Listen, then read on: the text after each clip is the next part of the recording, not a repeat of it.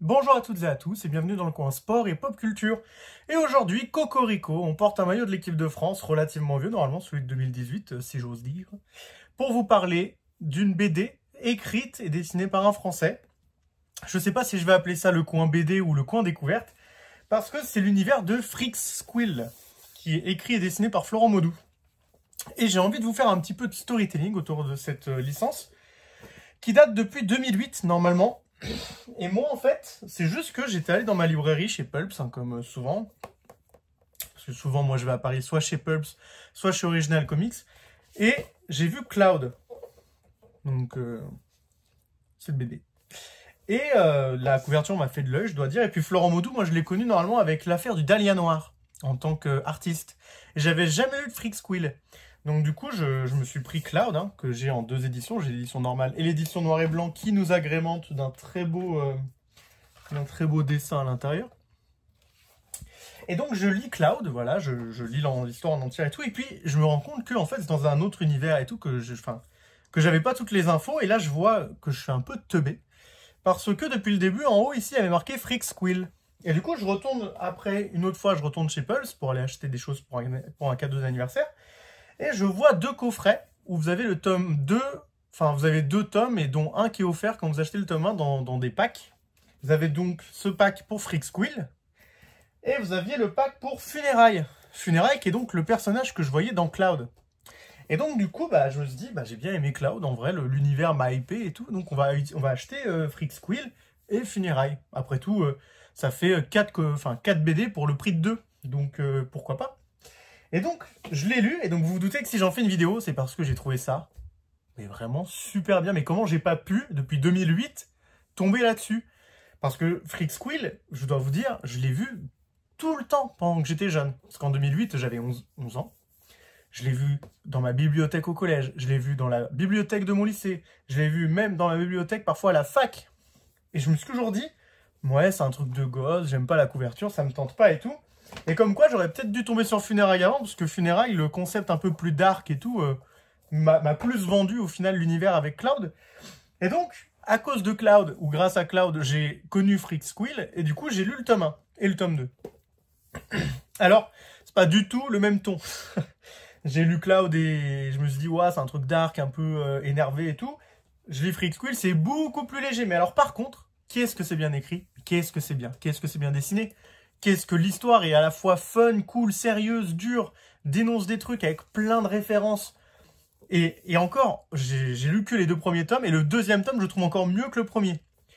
Mais vraiment, je trouve ça génial. Donc du coup, ce qu'on va faire, c'est que du coup, maintenant que je vous ai introduit Freaksquill, on va passer sur l'endroit page à page pour que je vous montre un peu l'intérieur du premier tome qui, au final, va un peu...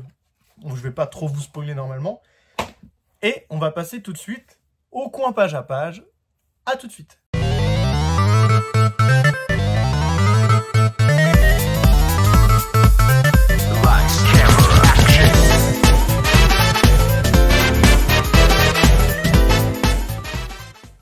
On se retrouve donc du coup sur ce plan un peu plus page à page pour vous montrer du coup plus en détail du coup les BD que j'ai acheté de l'univers Freaksquill. Donc comme je vous ai dit tout à l'heure, tout d'abord j'ai pris Cloud parce que j'aimais bien la couverture, ce côté un peu on va dire Ghost Rider avec ce personnage un peu stylé qui est, je sais pas, ça m'a hypé. Donc je l'ai pris, puis en plus comme je vous ai dit, Florent Maudoux, je l'avais découvert en fait en lisant le Dahlia Noir du label 619 dans une bibliothèque que j'ai ici. Donc j'ai acheté l'édition noir et blanc parce que je sais que j'aimais bien son dessin et que du coup c'était le bon moment pour essayer de enfin voilà quoi, d'acheter une belle édition, parce que je sais que les éditions noir et blanc souvent elles sont un peu en format limité, et du coup comme j'aime bien son dessin, je me suis dit que j'allais me faire plaisir. Puis j'ai eu en plus la bonne surprise d'avoir dedans un très beau dessin comme ça que je trouvais vraiment très sympa. Donc après j'ai lu Cloud, comme j'avais dit, je suis en train un peu de refaire le storytelling que je vous ai dit tout à l'heure, et j'ai trouvé ça très sympa. Et quand j'y suis retourné, je suis allé voir du coup ma libraire qui travaille chez Pulps BD, et je lui ai dit ouais tu connais, enfin Freaksquill, qu'est-ce que t'en penses? Elle m'a dit que c'était génial. Elle m'a un peu fait son travail de libraire en me disant ah, il y a des packs du tome 1 et du tome 2 pour Funérailles, qui est le personnage qu'il y a dans Cloud, et pour Freaksquill. Donc du coup, j'ai acheté Funérailles, comme vous pouvez le voir, avec les 2 tomes qui sont ici et qui ont des très belles couvertures et des pages noires. et qui en plus a la petite particularité de devoir se mettre comme ça, du 1 au 2 dans le sens gauche. Et du coup, c'est assez rigolo. J'ai toujours pas lu Funérailles parce que, à ce qui paraît, c'est une préquelle à lire après Freak Squill, d'après ce que m'a dit du coup ma libraire chez Pulps. Et du coup, elle m'a fait acheter Freak Squill. Donc, Freak Squill, c'était ces 2 tomes qu'il y avait dans le pack. Donc, je crois que c'est 17 € les deux. Hein. Normalement, c'est 17 € un tome. Et là, c'était 17 € les deux. Et c'était 16 € les deux de Funérailles au lieu de 32. Et donc, j'ai pu découvrir, me mettre à Freak Squill grâce à cette promotion de la part de la Belle 619, de la part de Ankama, parce que je crois que c'est toujours Ankama qui édite ça par contre. Alors que pour Cloud, maintenant, c'est les Rue de Sèvres, les éditions Rue de Sèvres qui éditent le Belle 619. Donc, retournons du coup sur Freak Squill. Freak Squill, comme je vous l'ai dit tout à l'heure, j'étais relativement dithyrambique parce que j'ai trouvé ça vraiment bien, parce que c'est vraiment très bien. C'est l'histoire du coup des 3 personnages que vous voyez en couverture. D'accord? Donc normalement, il y a Ombre de Loup. Il y a un prénom asiatique un peu compliqué, Ling Xiao. Et il y a Chance, une sorte on va dire, de fée. Et ces 3 personnages, du coup, qui sont un trio un peu hétéroclite, avec un être humain normal qui est la descendante d'une famille des triades ou de Yakuza, un loup-garou et une fée. Et ces 3 personnages vont du coup aller à l'université. D'ailleurs, c'est le premier nom du premier épisode, c'est Étrange Université. Et donc, à l'université, ils vont très vite se rendre compte que, déjà, vous voyez, je trouve que la qualité d'édition est super cool, désolé pour l'aparté. Donc, ils vont très vite se rendre compte que ils sont pas très très forts. Hein, on va dire qu'ils font partie, c'est les 3 noobs de l'école. Hein. Concrètement, c'est les 3 plus nuls. Ils sont entourés de gens beaucoup plus talentueux qu'eux. Et du coup, on va se retrouver à suivre leur parcours. Voilà, à suivre leur vie, leurs relations entre eux, entre leurs autres camarades scolaires. Et très franchement, c'est superbement bien écrit. Alors, la première chose que vous pouvez voir, c'est que, effectivement, Freak Squill, c'est en noir et blanc. Ce qui n'était pas le cas de Cloud ni de Funérailles. Et de temps en temps, il y a des petits moments, voilà, en couleur, comme ici. On peut voir en couleur. Vous voyez. Et c'est vraiment très sympa. Et au final, je dois vous dire que bon, j'avais lu Cloud et j'avais bien aimé la couleur. Et je sais qu'il y a des éditions couleur totales de chez Freak Squill. Je ne les ai jamais trouvées. Mais même le côté noir et blanc ne me gêne pas. Et j'adore tellement le trait de Moodoo que vraiment, je trouve ça très cool. Même quand c'est en noir et blanc. Donc comme vous pouvez le voir, vraiment Freak Squill, c'est vraiment super cool. C'est vraiment ultra bien écrit. C'est très beau. C'est joliment dessiné. Il y a plein, je vous ai dit plein de références à tellement de choses, que ce soit des choses très sérieuses, hein, parce que parfois on critique la politique sur les universités et leur indépendance, parce que ça date de 2008. Donc 2008, c'est l'époque où il y avait l'autonomie des universités qui était en train de se mettre en place. On critique aussi le fait que parfois il y a des grèves, ou parfois, enfin c'est pas vraiment une critique, on va dire c'est une parodie, voilà. On critique les directeurs d'école qui sont plus là à vouloir faire des résultats que de vouloir vraiment éduquer les élèves. On a de la critique sur le harcèlement scolaire, sur le harcèlement sexuel. On a plein même de références, vous voyez, à Magical Girl. Vous avez des moments en référence aussi. Parfois même l'humour, si j'ose dire, fait un peu Deadpool en cassant le 4e mur, en montrant des choses un peu marrantes. Vous voyez, il y a parfois le mec parfait, ultra bodybuildé musclé qui arrive. Ce que j'aime bien en plus, c'est qu'il n'y a vraiment aucun cliché dans cette histoire. Il y a vraiment plein de références, mais très peu de clichés. La femme, enfin le personnage féminin principal humain avec lequel on s'identifie le plus, c'est loin d'être le cliché de la femme. C'est une personne forte, intelligente. En plus, c'est pas pour moi, enfin, j'aime pas trop dire cliché de la femme, parce que qu'est-ce que le cliché d'une femme, je ne saurais pas vous répondre. Mais en tout cas, le cliché que s'en fait la société. Mais le personnage féminin ici est vraiment super cool, super intéressant. C'est vraiment le meilleur personnage pour moi pour le moment jusqu'ici. En plus, elle fait aussi de la forge et tout. Le personnage du loup-garou est vraiment ultra drôle parce qu'il est à la fois fort badass, mais en même temps très fleur bleue et très, on va dire... il a je sais pas comment on est, j'arrive plus à voir, j'en perds mes mots parfois. Il est très maladroit, voilà, il est très maladroit. Et puis il y a le personnage de Chance, qui est le personnage un peu enjoué. C'est le personnage, je pense, avec lequel j'adhère le moins, mais en même temps, ça reste un personnage sympathique. C'est le personnage un peu enjoué, tout le temps de bonne humeur, un peu fun, qui est là pour distiller la bonne humeur.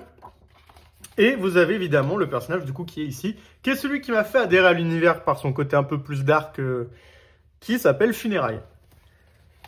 Donc vraiment, Freak Squill, en 2 tomes, ça m'a énormément plu, énormément convaincu que c'était très bien, parce que évidemment, c'est vraiment très bien. C'est un comics très bien écrit, très intelligent, avec des relations entre les personnages vraiment sublimes, c'est-à-dire qu'en 2 tomes, vous allez adorer ces 3-là déjà. Vous allez les trouver inséparables, extrêmement drôles, extrêmement touchants, que ce soit dans chacun dans leur background, dans leur relation, dans leur objectif, dans leur but. C'est vraiment une très bonne BD. Je suis vraiment très heureux de rattraper le retard que j'ai eu sur cette série parce que bon, au bout de bientôt 15 ans, il fallait bien que je m'y mette un jour. Et vraiment, Freaksquill, c'est très sympa. Moi, ce que je vous conseille, c'est que si vous voulez, parce que entre temps, j'en ai racheté d'autres. Hein, je vous montre que ceux que j'ai achetés chez Pulps, mais j'en ai acheté beaucoup d'autres en occasion.